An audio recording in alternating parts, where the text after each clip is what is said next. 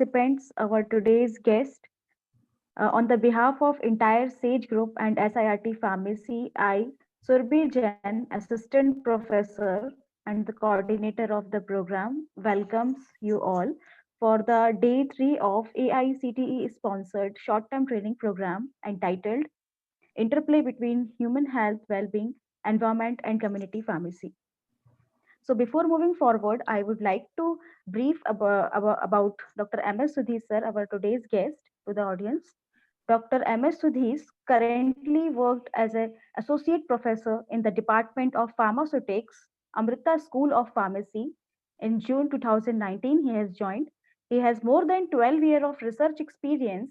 He did his M.Pharm, B.Pharm, and PhD from Dr. H.S. Gaur, Central University, Sagar, Madhya Pradesh.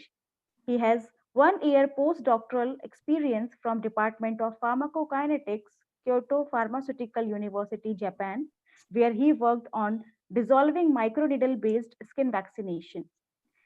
His area of interest includes the study of bio-nano interaction, development of vaccine adjuvants, and study of supersaturation and precipitation of BCS class 2 drugs. Along with this, Sir has also various publications in reputed national and international journals. So with this, I request Dr. M.S. Sudhi sir to address our participants with his valuable lecture. Sir, please, welcome, sir. Yeah. Good morning to all the participants, and I'm really glad to be with you all. First of all, I would like to thank the organizers. Okay, uh, Organizers including Dr. Suren Jain sir, who is the convener and the director, Shri Sanjeev Agrawal ji, who is the CMD of Sage Group, and Ms. Shivani, executive director, Dr. Ruchi, organizing secretary, and of course, Ms. Rugi Jain, Ms. Priyanka, for organizing this nice event. Okay, and I hope that all the participants will be benefited with this short-term training program organized by the SAGE group, and all the best to all. So, before starting, I would like to tell something about health and wellness. As the title of our program is related to health and wellness, and according to WHO, health is not merely a state of freedom from disease, it is a state of well-being, and this well-being includes not only physical well-being, it includes mental, psychological well-being. Okay, but as a pharmacist, we are mostly always concerned with physical well-being of our patients and the community as a whole. Okay, and cancer is one of the most threatening part of the diseases currently, and cancer is really threatening because not only because of the disease itself, it is because of the side effects of the drugs which are used to treat cancer in the form of chemotherapy. So these side effects are quite scary, there is this immunosuppression, alopecia, okay, and blood, there is hormonal changes, okay, there is this anemia. So these are quite threatening side effects of these diseases. Okay, so one of the instruments for fighting this cancer is in the form of uh, nanotechnology, cancer nanotechnology. Okay, so I'll be basically uh, presenting on this aspect of cancer treatment using uh, cancer nanomedicine. And one of the things which we should realize is that cancer nanotechnology also, although it promised to improve efficacy, cancer nanotechnology is used to increase the efficacy of drugs, and it is used to reduce the side effects. So it has dual benefit as claimed. It improves the efficacy of the normal drug, whereas it also reduces the side effects of these drugs. Okay, but in real practice, we haven't found any significant increase in efficacy. Okay, although these nanoparticles are used to reduce the side effects, but no substantial increase in efficacy has been reported, except for the fact that in one or two clinical trials, they have found increase in efficacy. More or less, the efficacy remains the same as that of the plain drug. Okay, so I'll try to discuss on the reasons why there is a lack of efficacy in nanoparticles and what is the future of nanotechnology as we move forward. Okay, so first I should share my presentation. Just wait for a moment.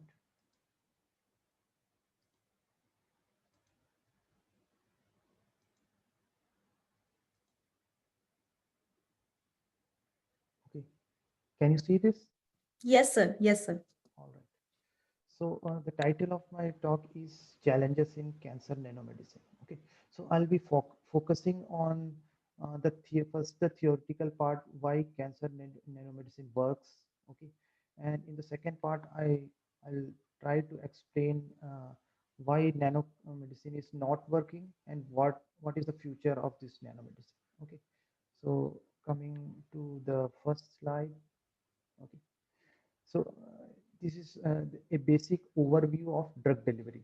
Okay, as a person of pharmacy, we are like focused on drug delivery. Basically, the department of pharmaceutics is works in most of the department works in drug delivery.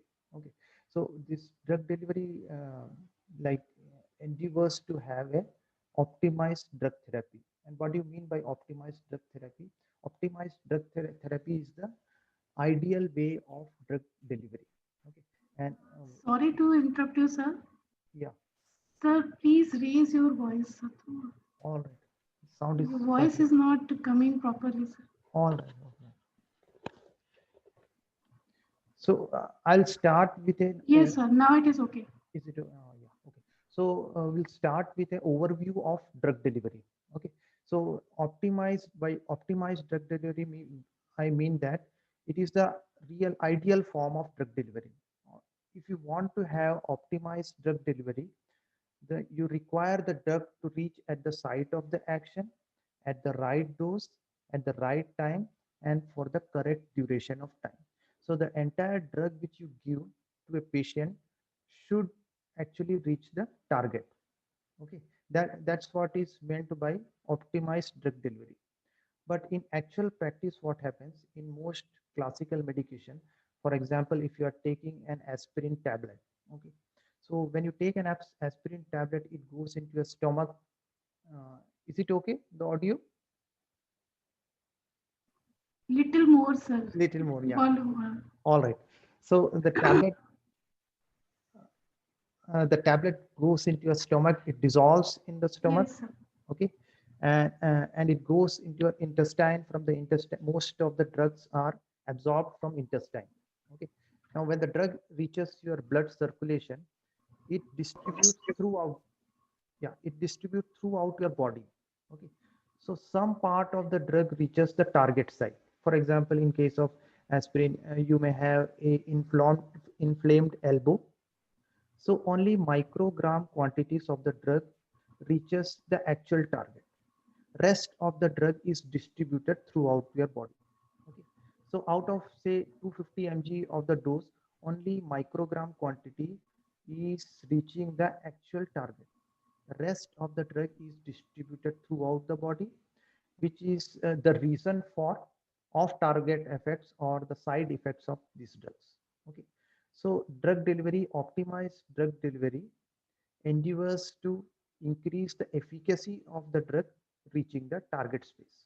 Okay, so that's how we can reduce the side effects. We can reduce the side effects by the movement or by restricting the movement of the drug to non-target sites.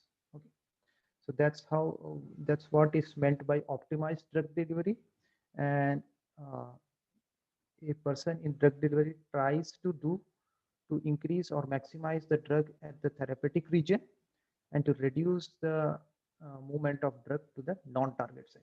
So coming to the outline of my presentation, I'll be discussing on the barriers to drug delivery, especially the anatomical and physiological barriers. I'll focus on some drug delivery challenges. I'll give example of Doxil. Doxil is a doxorubicin pegylated doxorubicin liposomes. It is a liposome containing a drug called doxorubicin. Doxorubicin is a anti-cancer drug, and doxorubicin is a highly potent anti-cancer drug, but it has also potent side effects. Okay, so that's why it is given in the form of liposomes. So I'll be discussing on that. I'll discuss on some industrial regulations of nanomedicine, the regulatory part of nanomedicine. Okay, so these are the positive aspects of nanomedicine. In the second part of my discussion, I'll try to explain the problems in nanomedicine uh, under this heading of facing the truth about nanomedicine. Okay, so coming back to the basics, like what are the barriers in cancer nanomedicine, why nanomedicine is not working, what are the barriers in translation of nanomedicine, and the nanomedicine reaching the actual clinical setup, what are the problems, okay, and what are the questions which are raised against cancer nanomedicine. Finally, I will give a future outlook, what what this nanomedicine has to do in the future, what are the scientific endeavors which should be taken for this field to grow. Okay, so that is the outline of my presentation. So coming to the first part is the barriers in drug delivery. Okay, so broadly the barriers in drug delivery can be classified in the form of epithelial barrier and endothelial barrier. Okay, so epithelial barrier means, for example, all the routes of administration given on the left side of the screen below epithelial barrier, that is oral, ear, transdermal, ophthalmic, nasal, and vaginal. All these routes, in all these routes, the drug has to cross a epithelial barrier. For example, in case of skin, the skin is made up of epithelial cells, so the drug has to cross that epithelial barrier. Similarly, if you are taking a tablet by oral route, I told you that drugs are absorbed by the from the intestines. Okay, and the cells of the intestines is lined by epithelial cells. Again, all these routes like vaginal, uh, the ophthalmic route, nasal route, all has to cross the epithelial barrier. The other type of barrier is the endothelial barrier. This barrier is uh, this is a barrier against intramuscular and subcutaneous route of administration. Whenever you administer something by intramuscular route and subcutaneous route like insulin, this drug has to cross the endothelial barrier. And what is endothelial barrier? Endothelial cells are the cells which line the which line our blood vessels, the capillaries and the vein. Okay, so this drug has to cross these epithelial cells, endothelial cells, to reach the blood circulation. Okay, so essentially there are these two barriers, epithelial and endothelial barrier. Okay, so the routes of administration on the left side, in this case the drug has to cross epithelial barrier, and the drugs which are administered by intramuscular has to cross the endothelial barrier of blood capillaries and uh, blood capillaries of veins and arteries. Okay, so once this barrier is crossed, the drug reaches the central compartment, which is also called the blood compartment. Okay, so when you give drug by intravenous route, we bypass these two barriers, epithelial barrier and endothelial barrier, because we are injecting the drug directly into a blood circulation, or the drug directly reaches to the central compartment. Okay, from the central compartment, the drug can move to different areas. Like on the left side, you can see the target compartment.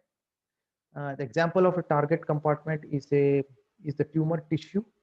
Okay, the drug can move to the target compartment, as well as the drug can move to the toxic compartment. The toxic compartment, uh, like the like in case of doxorubicin, the toxic compartment is the heart, because doxorubicin has this side effect of cardiotoxicity. Okay, so drug can move to both this compartment.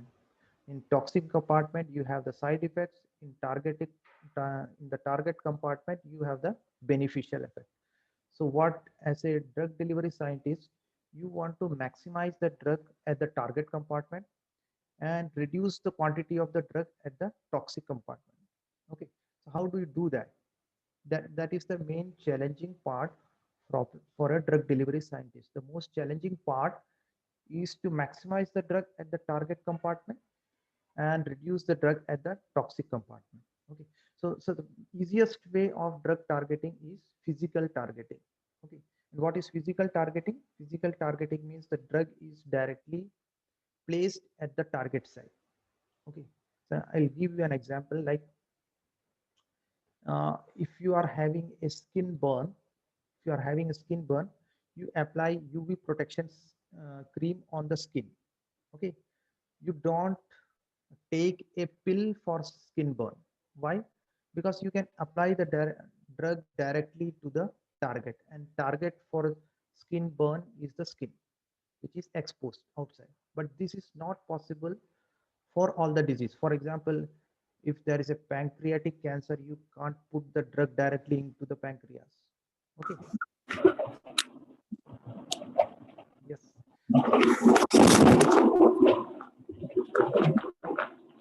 There is some background sound. Please, can you move on? Yes. All right.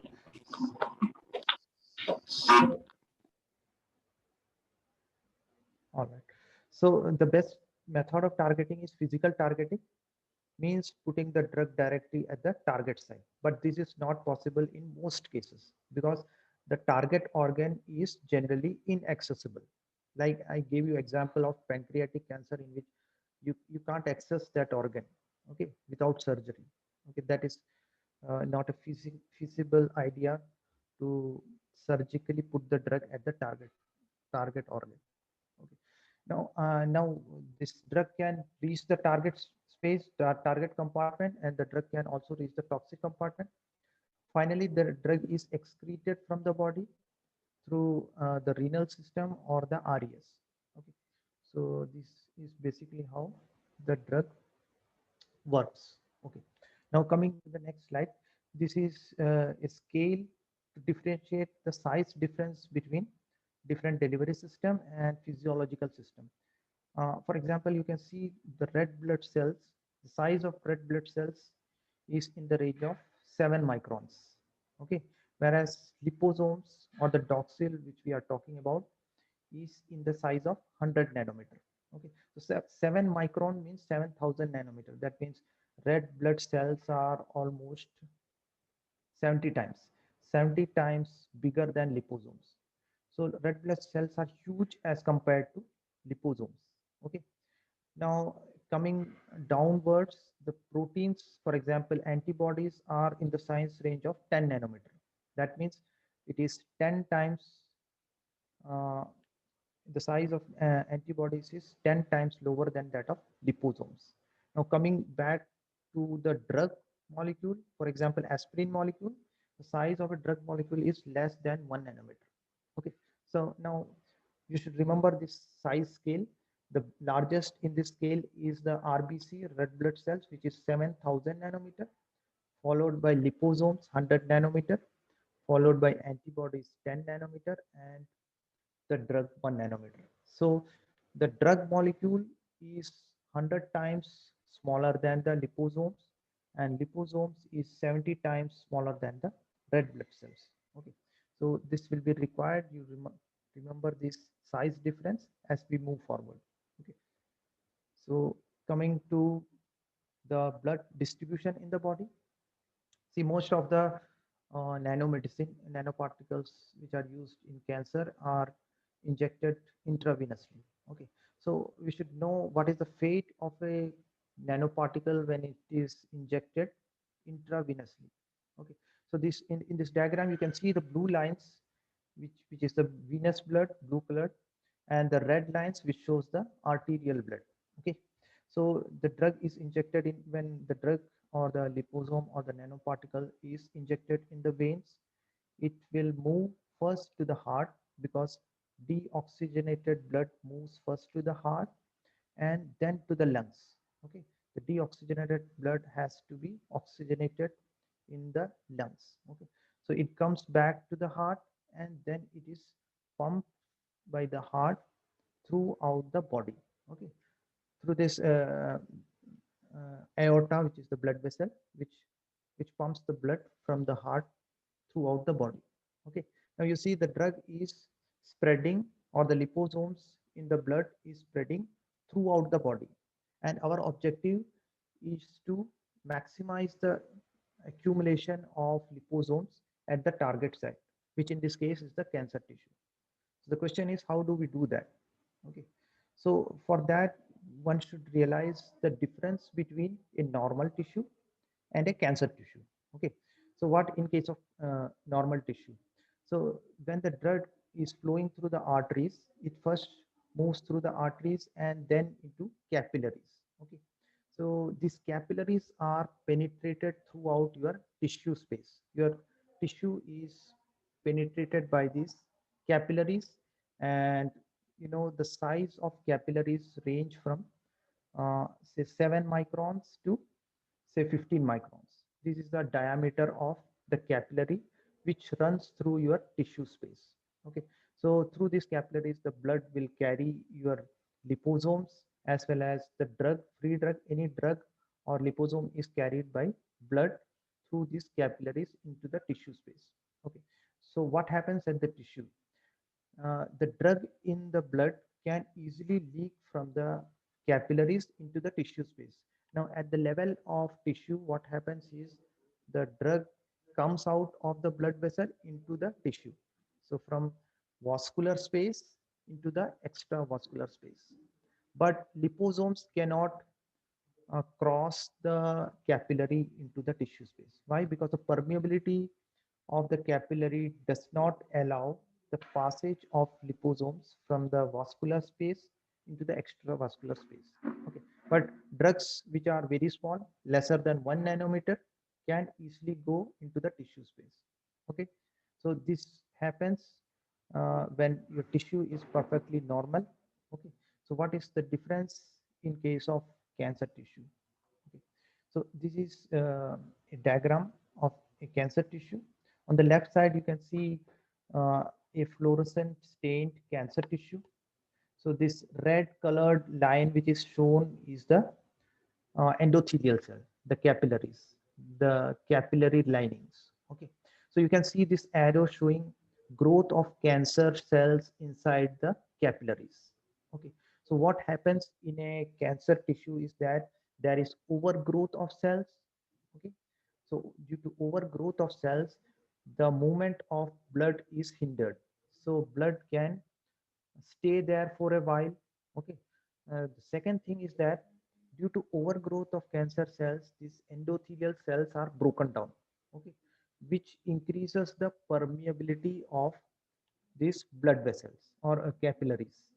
The capillaries in the cancer tissues are broken, and therefore the permeability of these capillaries is too much high as compared to normal tissues. Sorry. So now the liposomes which are unable to go into the tissue space in normal tissues is able to go into the tissue space in case of cancer. Okay, the reason is the overgrowth of cells and the breaking up of this endothelial capillaries. Okay, so on the right side you can see a cartoon diagram in which it is shown that 25% of the capillaries is filled by cancer cells. Okay, so there is two phenomena which is occurring here. The movement of blood is slowing down due to impediments uh, due to the growth of cells, and second thing is these capillaries are broken down and the permeability is increased. So this cancer tissue is very leaky. Okay, and stuff can leak out into the cancer tissue space. Okay, so now this effect is called enhanced permeability and retention. I told you why there is enhanced permeability. The permeability is due to the breaking up of the endothelial walls of capillaries. You can see this, the capillary walls of the endothelial cells of the capillary walls are broken so that liposomes can now leak into the tumor tissue. Okay, and the second part is that is the retention. what do you mean by retention? Once the liposomes are leaked into the tissue space, they are retained there. Why they are retained there is, in normal tissues, what happens is when the drug leaks into the tissue space, it is removed by the lymphatic circulation. Okay. Once the drug is leaked into the tissue space, this is taken back by the lymphatic system. But in case of cancer tissues, what happens is these lymphatic vessels are blocked due to growth of cancer cells. Okay. So now the drug or the liposome is trapped in the cancer tissue. One is due to permeability, the second is due to retention. The permeability is due to breaking up of capillaries, the retention is due to blockage of capillary vessels. Okay, so this is called the enhanced permeability and retention effect. So you can see this EPR happening in these slides. You can see this top left, you can see these are skin cancer tissues in rats at 0 hour. 0 hour means at the time when these nanoparticles are injected. In this case, the nanoparticle is a albumin Evans blue complex. Evans blue is a blue colored stain which is conjugated with albumin, and this is particulate in nature. It is nanoparticulate. And after 6 hours of injection, you can see the deposition of this albumin drug conjugate at the cancer tissue. Okay, so this is a classical EPR effect. Okay, enhanced permeability and retention effect. So you can see this retention is increasing with 20 hours and 72 hours. There is maximum retention of the dye which is conjugated to albumin in the cancer tissues. Okay, so this is the classical EPR effect which I was talking about. Okay, so coming to the drug delivery system, which I'll be discussing on doxil. Okay, so doxil is a liposomal doxorubicin, and it is a pegylated liposomal doxorubicin. Okay, two of the most popular nanomedicines in the market are first the doxil, and another is the abraxane. Okay, doxil was approved in the year 1995. Okay, now it is like 15 years, no, 25 years. Yeah, 25 years. So it has expired. That means it is available in, the patent is expired and it is now available in generic form. Indian companies also manufacture doxil, like the lipo. Is the audio okay, Ruchi ma'am?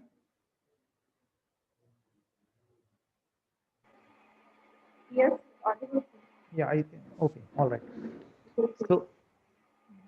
So we have this doxil which was approved in 1995, and Indian companies like Sun Pharma and Dr. Reddy's have this product in the US market. That is, it is approved by FDA. Okay, Sun Pharma has doxil in the name of Lipodox. Okay, so this is a very popular nanomedicine product. Another nanomedicine product is Abraxane, which is the albumin conjugate of paclitaxel. Okay, that is also quite popular. So I'll be discussing only on doxil. Okay, so first we'll discuss the structure of doxil. This is the structure of liposomal doxorubicin, which is pegylated. Okay, so liposome, as you know, is made up of phospholipid and cholesterol. So this bilayer membrane is made up of phospholipid and cholesterol. So inside the bilayer, you have the drug, okay, that is shown in red color, and in this case, it is doxorubicin. Okay, so and this phospholipid is coated with this brush-like polymer that is called PEG, polyethylene glycol. Okay, and PEG is available in different molecular weights. In this case, the molecular weight is 2000 Dalton. Okay, so drug is inside this liposome. So you can visualize liposomes as like a water balloon. The outer membrane of the balloon is the phospholipid, and inside the balloon you have water which contains the drug. Okay, so the exterior part of the liposome is made up of a polymer called PEG. Okay, and the size of this liposome is 100 nanometer. Now the question is, what is the use of PEG coating? Okay, so PEG coating is the pegylated liposome is also called stealth liposome. Stealth. Okay. Now, what is the origin of this word stealth? Stealth is basically uh, stealth is an aircraft which is used by the British Air Force. Okay, and what is the relationship between an aircraft and a liposome? Actually, uh, lip, this aircraft is coated with a paint or a metal, okay, which prevents its detection from radar. And what is a radar? When an enemy plane enters our territory, this radar is used to detect the entry of any external or foreign plane into our territory. Okay, but this stealth plane has a property that the radar is unable to detect this plane entering into your borders. Okay, so the question is, what is the relationship with liposomes? So in the same way, this PG coating, when liposomes without PG is injected in the blood, it is taken up by the cells of our immune system, which is called the macrophages, by a process called phagocytosis. So as soon as this liposome is into your blood, these macrophages will take up this liposome and it will phagocytose. But what happens when we coat these liposomes with PEG? When we coat this with PEG, these cells are unable to detect the presence of liposome. Okay, so detection mechanism is failed in the presence of PG, similar to stealth, uh, which prevents its detection from radar. Okay, so that's why the name comes. The stealth liposomes come from this British aircraft called stealth. Okay, sorry. All right. So coming to some regulatory part of uh, the liposome. See, these liposomes and nanoparticles and delivery systems like this are approved under this 505B2 regulatory pathway. Okay, and what is this 505B2 regulatory pathway? It is used for new formulation of existing drugs. Okay, like doxorubicin is not a new drug. Okay, doxorubicin is a quite old drug, but there is this huge problem of cytotoxicity. Okay, which is removed by the use of liposomes. So we are modifying already existing drug in the form of liposomes. So these liposomes are approved under 505B2 regulatory pathway. Okay. Whereas any new drug is approved under 505B1 pathway, and any generic drug occur, as you know, happens when the patent of the drug is expired, and that regulatory pathway is called 505J. Okay, this is just for your information that liposomes are approved under 505B2 pathway. Okay. Now, next is a method which is used by pharmaceutical industry to get FDA approval, and this is called accelerated approval. Okay, accelerated approval means the approval process is very fast track. Okay, so this accelerated approval is granted by FDA only under certain conditions. And what are those conditions? The condition number one is the disease is very serious or life threatening, like cancer.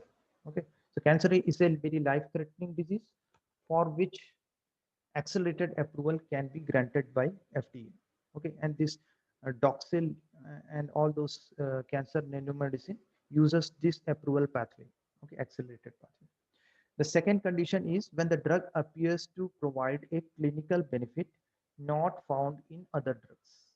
Okay, so it should definitely have a clinical advantage. So second condition is that it should have a clinical advantage. And the third condition is it is based on a surrogate endpoint. Okay, and what is a surrogate endpoint?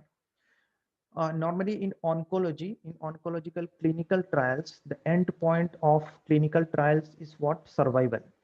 Survival or progression-free survival. Okay.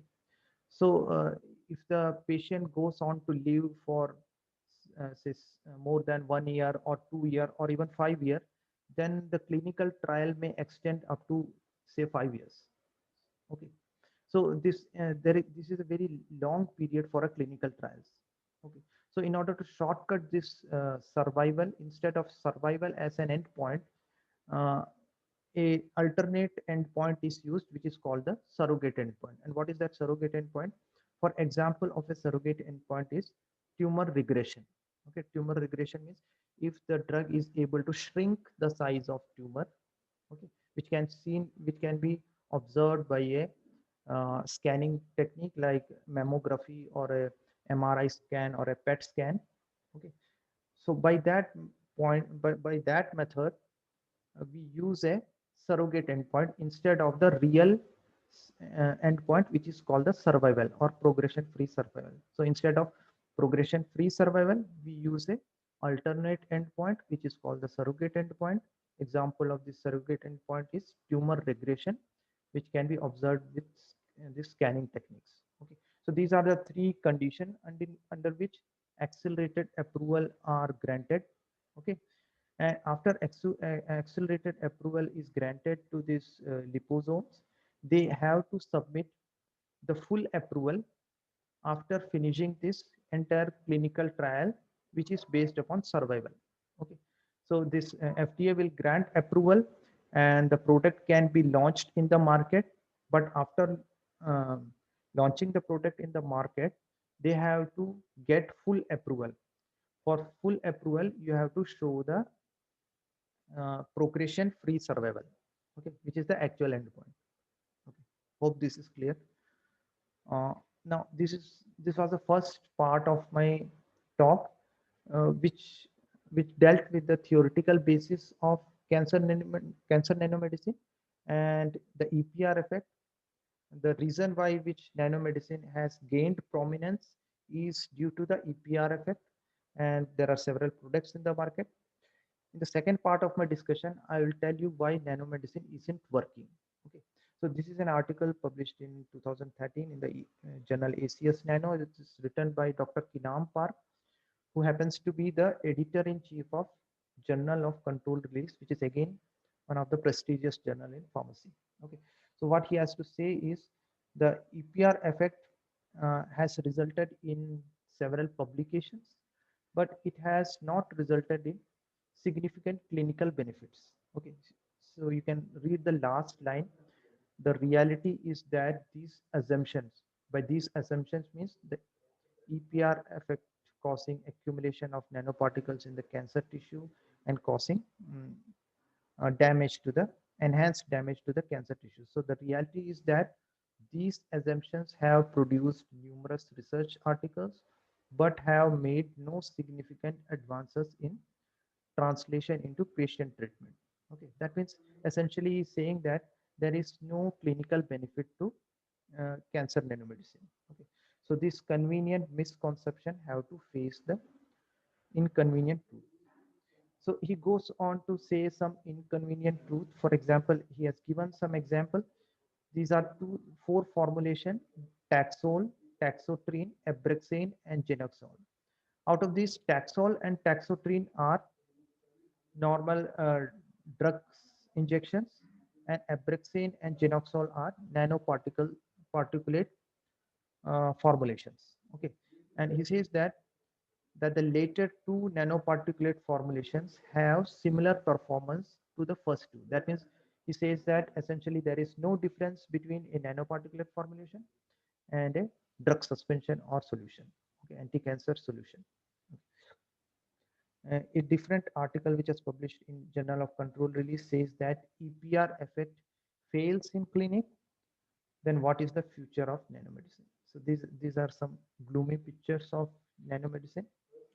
So, so what is the reason why EPR is failing in the clinic is an important question which has to be answered. And for that, we have to come to the basics of cancer nanomedicine. And the basics is the barriers of human body.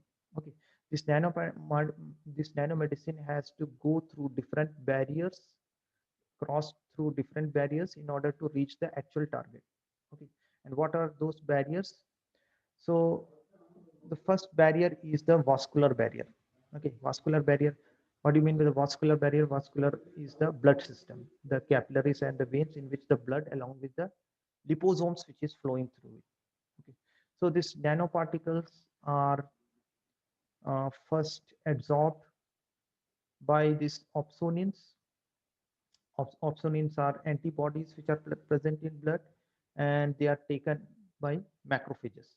So any particle which is injected in blood, many particles are cleared by these macrophages. Although in the presence of PG also there is substantial particles which are taken up by macrophages. Okay, and they do with the help of antibodies. Antibody will increase the uptake of these particles. The second barrier is the organ clearance.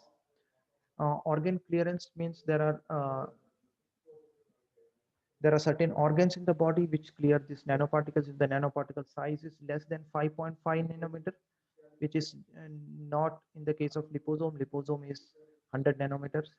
And if, however, if the particle size is very less, it can be cleared by kidney. Otherwise, larger particles are cleared by liver and the lungs. Okay. The third barrier is the vascular permeability barrier. Okay. So as I told you, in case of EPR effect, the capillaries are broken and the liposome now can easily go into the cancer tissues. But this EPR effect is variable. Okay, it depends upon the type of tissue. So it may be working in some case, may not work in the other case. Okay. Next barrier is the TME, which is called the tumor microenvironment. What is the environment of near the cancer tissue? So you can see that this cancer tissue is covered with ECM. ECM is what? Extracellular matrix. Okay, there is a thick layer of extracellular matrix in comparison to normal tissues. Okay, so that will prevent the diffusion or the penetration of nanoparticles in the tumor tissues. Okay, so that is again a very big barrier. Other than that, in the tumor tissues, there are immune cells like the tumor associated macrophages, the dendritic cells, lymphocytes, which can take up this particulate and remove it. Okay.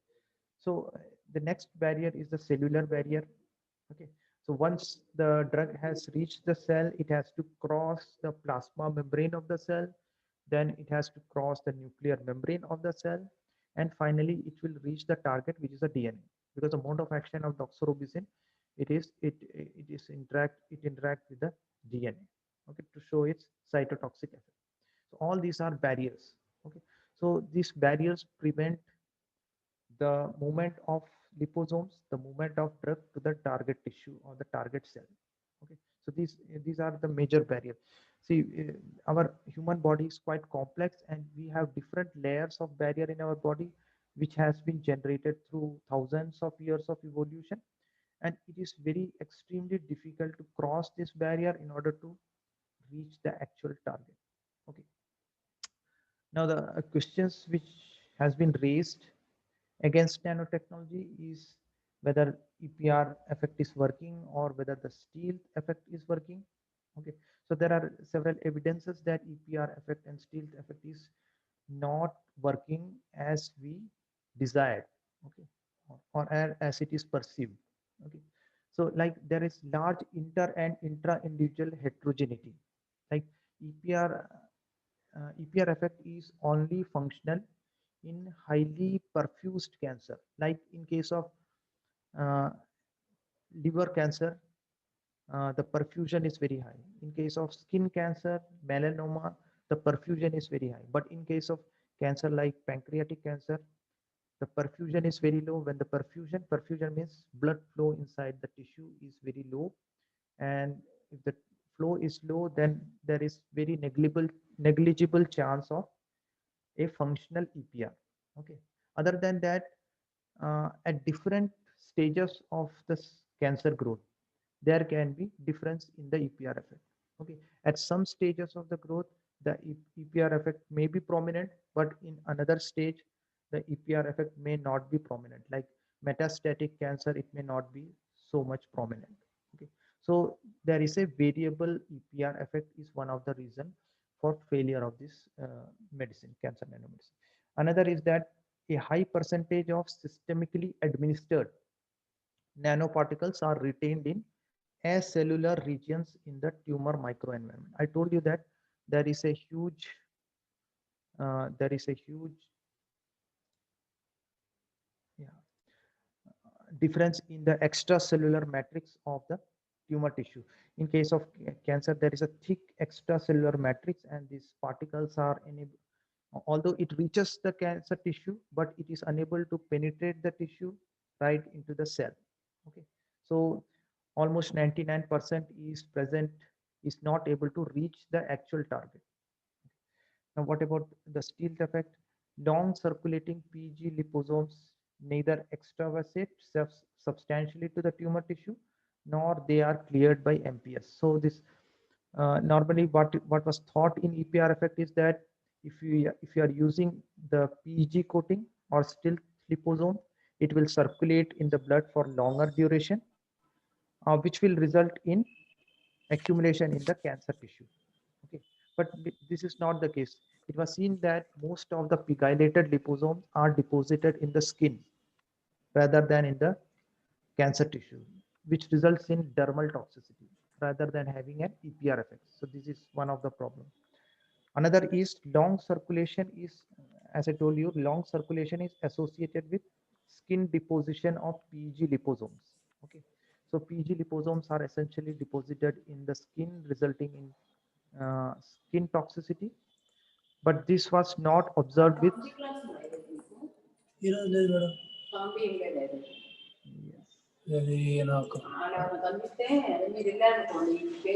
Can you mute somebody? Somebody's talking.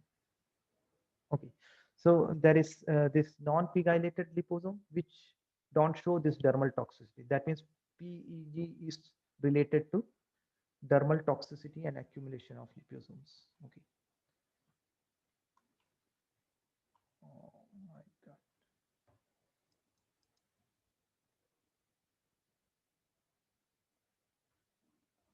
Yeah. So this is the second last slide, and so whenever we test any particle or any drug, you go for preclinical trials or preclinical studies followed by clinical trials. Okay. So what is there? There is a marked difference between a rat or a rat model and a human model in terms of physiology. Okay. Or then that is another major barrier in translation of nanoparticles, because nanoparticles is working good in rats, but as we move into the clinic it is not working. That means something, there is a translational gap between preclinical and clinical studies. Okay, so normally this cancer anti-cancer activity is studied in a model called patient derived xenograft model. In this model, what we do is we take the cancer tissue from a patient and then implant it in a rat model. Okay, when we implant this in a rat model, the rat immunity will destroy that implanted cells. Okay, to prevent this, we do this experiment in a immunocompromised model. That means rat with no immunity. This nude mice, etc., are used. Okay, so nude mice is not having any immunity, and when we place this cancer tissue or graft it into the preclinical model, it easily grows. Okay, so that means what? The tumor growth and progression happens in the absence of any immune pressure, whereas it is not same in the case of humans. In the humans or a normal animal, the immunity is also involved in the development and progression of cancer. Okay, so there is a difference in a xenograft model and an actual clinical cancer. Okay. Another important thing is the ratio between the tumor mass and the body mass is quite different. Okay, in case of rat, 10% of the body mass, uh, the the tumor mass is about 10% of the whole body mass. Okay, that is not same in the case of humans. So there is a very large tumor as compared to the body mass of the rat, which results in enhanced accumulation of nanoparticles in the tumor tissue. Okay, another important thing is in normal clinical setting, chemotherapy is given and the gap between the chemotherapy is 2 to 4 weeks. There is a gap of 2 to 4 weeks between this chemotherapy cycles. But in case of rats, it is given very aggressively without any gap. Okay, what is the difference? If you give a gap, the immune cells will regenerate, and when you give the drug injection, when you give doxorubicin, your immunity is suppressed because it destroys the immune cells, this doxorubicin. But when you give a 2 to 4 week gaps, these immune cells will regenerate. But this is not happening in rats, and therefore there is a difference in activity in rat as compared to a clinical human being or human being in a clinical setting. So these are all the translational gap in nanomedicine. Okay, so this is the final slide. So what is the way forward? Okay, so way forward is, I told you that EPR will work only in certain patients, in certain cancer, and at certain stages of cancer. So you have to differentiate those patients in which the EPR is working from those patients in which EPR isn't working. Okay, so how can you segregate this patient or stratify the patients? Okay, this can be done based upon some some imaging techniques, like you can use PET scan, CT scan to know whether EPR is working or not working. I will give you an example. A diagnostic nanoparticle called a magnetic nanoparticle called ferromoxitol is used to predict EPR effect. So these nanoparticles are given, and if the nanoparticles is accumulating in the cancer tissue, then you can image it with the help of MRI. Okay, so before giving the medicine, you first give a diagnostic nanoparticle and confirm whether the patient will respond to EPR effect. If the patient can respond to EPR effect, then you have a high probability of clinical success. Okay, so these are the things which are tried to improve the efficacy of cancer nanomedicine. uh, I'll also show a decision making matrix. Okay, so you can see this, the preliminary screening. In the preliminary screening, you use different diagnostic method to know whether EPR effect will work or not work. Okay, so based on biopsy and some diagnostic nanoparticles, and then finally you will differentiate the patients in which EPR might work and the patients in which EPR will not work, and then we'll inject the therapeutic nanoparticles into only those patients in which there is probability of a functional EPR. Okay, so that's how you do this uh, using a decision matrix. Okay, so that's how. So my purpose of uh, this presentation was to make you understand that when you hear about nanomedicine or cancer nanomedicine, it is like we try to fantasize things like there are nano robots going into the tumor tissue and they will repair and treat the disease, but the actual case is quite different. Okay, there are several challenges to nanomedicine. As I told you, there are several barriers, and we try to engineer this nanoparticles so that the particle can cross these barriers and finally reach the actual target. But it is not possible as yet, but there are several avenues which can be explored, and that's what I want to give. That the take home message is that you have to research more, find more, read more. Thank you. Thank you. If you have any questions, anyone, I'll be more than happy to answer. Thank you, sir. Thank you so much. Any participants, if you are having any doubts, any questions, you can ask it, or you can also write down in the chat box.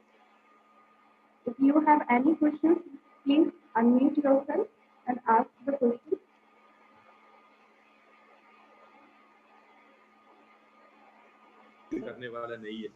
Hello. Yeah. Dr. Sudheesh, thank you for a very nice presentation. I have two questions. My name is Dr. Karthikeyan. I'm talking from Indira Gandhi National Tribal University, Amarkantak. Right. I just wanted to know about your thoughts on targeted nanomedicines. Is there any clinical data or experimental data which validates or rationalizes the use of targeted or effectiveness of targeted nanomedicines?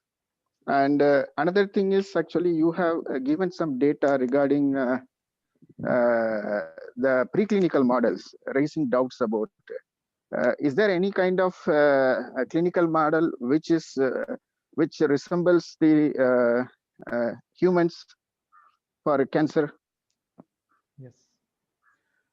So coming to the first part of our question, you're asking about targeting. Okay. So Yes. basically, there are two types of targeting. I almost my discussion was focused on passive targeting. Okay, passive targeting is different from active targeting. I think you are referring to active targeting. That means antibody directed targeting of nanoparticles. Yes. If that is the case, uh, in that case, the nanoparticles are like tagged with antibodies, and antibodies will direct these nanoparticles to a particular predetermined site like cancer. So the problem with this is that as soon as there is no product in the market. Okay, all the products are based on passive targeting. First thing is that. Second thing is that what is the problem with this? When you inject these particles in the blood, immediately these proteins, plasma proteins present in the blood, uh, forms a coat on the surface of the nanoparticles, okay, including the antibody which you have tagged to these nanoparticles. Okay, so that results in target loss. So when this, why this plasma proteins are forming a coat on the nanoparticles is because of the high surface free energy of these particles. We are reducing the particle size, which creates a large surface area. Okay, so this large surface area is creating a thermodynamic force which is called the surface free energy. So immediately these plasma proteins will adsorb on the surface, and these plasma proteins will block this antibody from binding to this target site. However, there are reports on some nanoparticles showing better efficacy as compared to passive targeting. Okay, so however, there is no, I think very few clinical trials are ongoing on this, and there are major problems associated with antibody targeted nanoparticles. A better approach nowadays coming up is immunotherapy. Okay, in immunotherapy, what we do is we don't use a drug. We just prime our immune system so that the immune system will work against the cancer. It is not the nanoparticle or the drug working against the cancer. We are just trying to enhance our immune system, and the immune system tries to work against the cancer. Okay. The second part of our question is like preclinical models. Okay, so best preclinical model is what I told you, that which is the uh, patient derived cancer model. Like you're taking the tissue from the cancer from the patient, and you are putting it or grafting it in an animal model. But the difference is of immune system. The immune system, the human cancer is developed under huge pressure of the immune system. This human cancer survives in the presence of the normal immune system of the human body. Okay, however, certain conditions are created so that the tumor microenvironment is immunosuppressive as such. Okay, the reason is unknown, but however, the tumor microenvironment becomes immunosuppressive. That means the cell mediated immunity is quite less. Okay, if the cell mediated immunity is enhanced, you can get an anti-cancer effect. Okay. So immune system of the rat is missing, or that results in a quite dramatic difference in the effect of nanoparticles. So do you advocate the use of syngenic models or orthotopic models? All the models having same problems. The immune system of rats are quite different. If you say about there are two types of Th1 based rat models or Th2 types based and rat models. Another important thing is when a cancer grows in a normal rat, its immunity automatically changes. The basic immune system also changes. So it is quite difficult to replicate human immune system in a rat model. So that is a like shortcoming of preclinical models. But however, there is no alternative to that. You have to test in a preclinical model before going to clinical studies. But there is quite a translational gap between these models, human and rat model. That's what Okay, thank you very much. my take on this. Yeah. Thank you very much.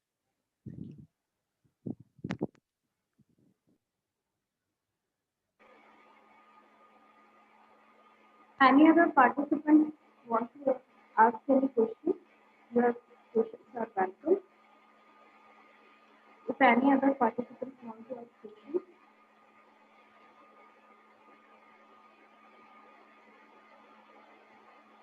Okay. I think there is no other question. Thank you. Thank you for all. Thank you for patient hearing. thank you so much, sir, for such a wonderful and valuable informative session and lecture. You really delivered all the aspects of the novel drug delivery system and nanomedicines in cancer treatment very effectively and explained the new perspective that how we can efficiently target the drug in various tumors and cancer treatment and how we can modify the existing antibiotics and drugs, formulate them in the very suitable carrier so that we get a more feasible and more clinical and therapeutically effective dosage form as well as for the target site accessibility in cancer treatment and all the things you have explained about the nanomedicine is really very amazing. So thank you so much, sir. On the behalf of SIRT Pharmacy and State Group, we would like to present you a certificate as a token of appreciation. You can see the certificate. Sir, please kindly accept this. Thank you so much. Thank you for joining this activity program. Okay. Thank you. Okay. Can I leave now? Yes, sir. Have a Yeah. good day. Thank you. Thank you. Thank you.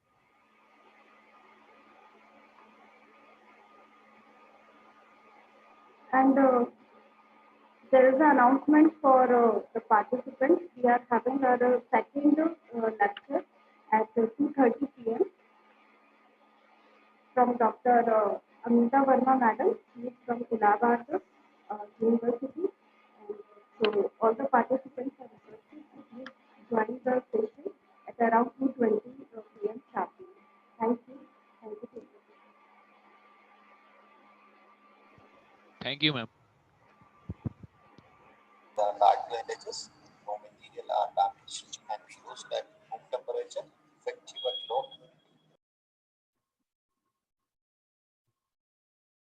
is more Madam, Yes, sir. Madam, kindly share the recorded videos. Is it possible to share the in group, Madam? Okay. Okay. You want the lecture recording? Yes, sir. We will share the link, sir. Yeah, in WhatsApp group, Madam. No problem. Yes, sir, definitely. In evening, we will share the recording of this both the sessions. In evening, you can share all the recorded videos from first day to till now. Okay, okay, sir. We will share the link. Yes, yes, no problem. We are posting these recordings in our YouTube channel. So we will share the link. Definitely. Yes, that's enough. Okay, Madam. Thank you.